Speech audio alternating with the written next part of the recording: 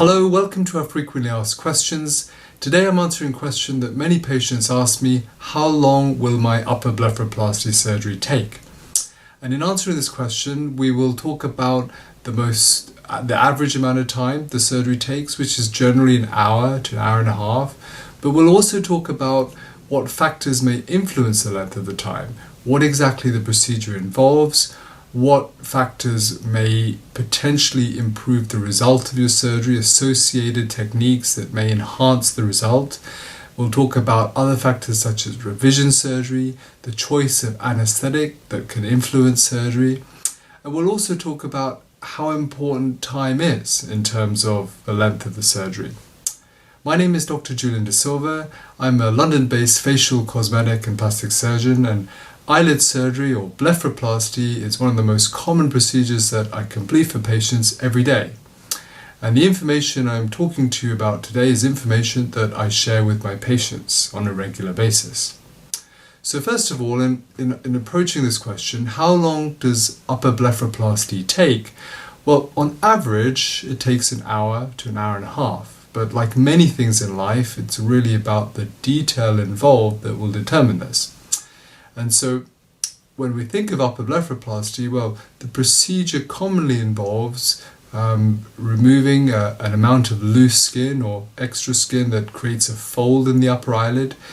And in addition to that, there can be a cushion of fat that has come forward, and this tends to be orbital fat, that creates imbalance in the upper eyelid, and often the surgery involves reshaping or refining that fat in order to give you the best result. And so on average, this surgery can take an hour to sometimes to an hour and a half. What are the factors that are potentially going to influence the length of surgery? Well, it does depend on exactly what the surgery involves. So for some patients, the best possible result may also involve laser resurfacing of the skin that will enhance the quality of the skin. It may be that you require upper eyelid surgery with lower blepharoplasty, in which case the surgery may require lower blepharoplasty and other techniques such as fat transfer, and this may mean that the surgery takes more like 2 to 2.5 hours in order to give you the best possible result.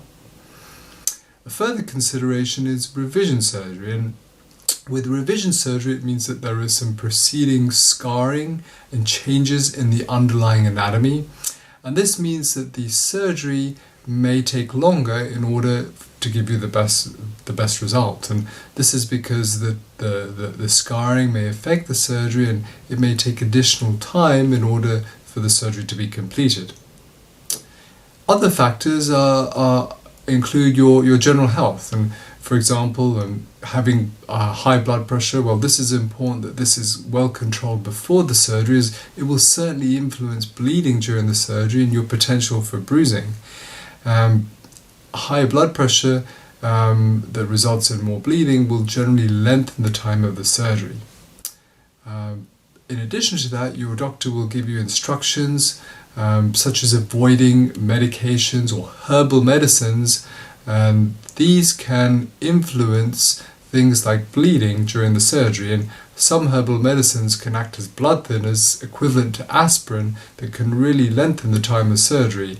And so it's important to follow your doctor's or your surgeon's instructions in order to avoid this. And I certainly give my patients clear written and verbal instructions to avoid certain medicines and herbal medicines at least 2 weeks before and 2 weeks after surgery, and this will certainly influence not only the length of the surgery but your speed of recovery, and can avoid things like bruising and additional swelling.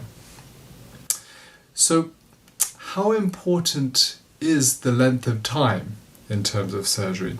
Well, the other consideration with surgery is the choice of anesthetic.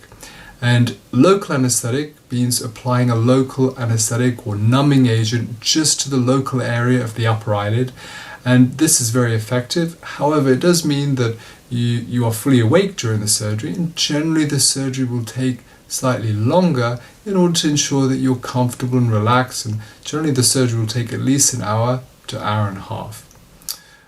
My preference is generally to use sedation or twilight anesthesia, as this ensures that you are sleeping during the surgery, which means that you are fully relaxed and calm, yet have a fast recovery. And with sedation anesthesia, you're still breathing yourself, all your natural protective reflexes are working normally. It means that you're just relaxed and sleeping. And one of the advantages of sedation anesthesia is the surgery tends to take less time because you're more comfortable and relaxed. And so generally upper blepharoplasty will take more like 30 minutes to 45 minutes under sedation anesthesia. So how important is the length of time when considering upper blepharoplasty? Well, everyone's eyes are relatively unique, and even if you look at your family members, your friends, you will see there's great differences in your eyelid shape and how things have changed with time and aging. And so that degree of uniqueness means that it does take time in order to give you the best possible result from upper blepharoplasty, as the surgery will very much be tailored to your individual needs. And for instance, a good example of this is the markings of the upper eyelid. And loose skin that is often apparent with aging often is removed with upper blepharoplasty. And well, just marking the upper eyelids before surgery, well, this can take even 10 minutes in order for it to be done precisionally and accurately and measuring the skin to a millimeter. And so in approaching, how long does the surgery take for upper blepharoplasty? Although time is important, it's not something that I would regard as the most important factor, as it's more important to do the upper blepharoplasty accurately and precisionally than it is to take the least amount of time possible. So in summary, we've talked about upper blepharoplasty and how long the surgery takes on average. We've also talked about factors that can influence the length of surgery, some factors that are within your control and some factors that you may need to ask your surgeon about. And we've also talked about how that relates in order to give you the best possible result. I hope this information has been useful for you. Thank you for watching. If you would like further information about having blepharoplasty or eyelid surgery, please have a look at Dr. De Silva's book.